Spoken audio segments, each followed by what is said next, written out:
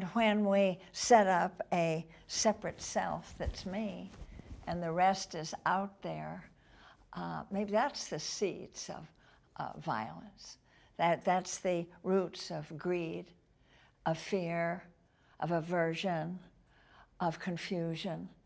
So what I love in Buddhism and in systems science too, which I've in my life loved weaving them together, is that the self is just a metaphor. What you draw is where you draw the circle. I can decide that everything inside this bag of skin is Joanna, or within my family, or within my nation. But the self is actually a metaphor around which you build your defenses, your needs to protect.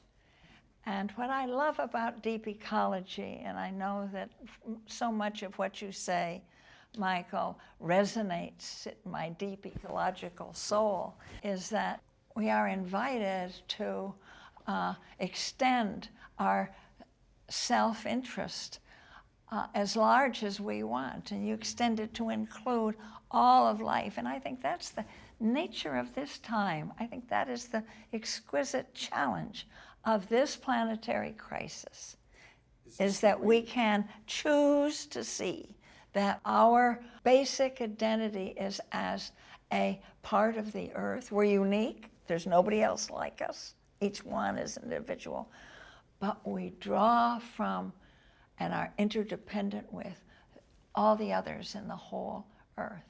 Mahavira pointed that out, and so did the Buddha. That was his main teaching. To accomplish this, is this the shift of consciousness that you sometimes allude to, the great turning, which is such a beautiful image? Yes, I think that is one of the dimensions. There are action dimensions of protecting life, slowing down the destruction. But this shift of consciousness is to wake up to our basic inter-existence. Thich Nhat Hanh, the Zen master, calls it inter-being with all life. What distinguishes us, because there's life throughout, is that humans in Buddhist path can change the karma. We have a self-reflexive consciousness that makes choices, and now with the aid of terrific technology, we have a terrific impact on the earth. I think of two great rivers flowing together, converging, the spiritual religious traditions and propensities of our peoples and the scientific mind, and they're coming together. So this is a very exquisite time when there's not only the scientific and the religious, but this voice of the earth, this voice that's coming through forgotten voices.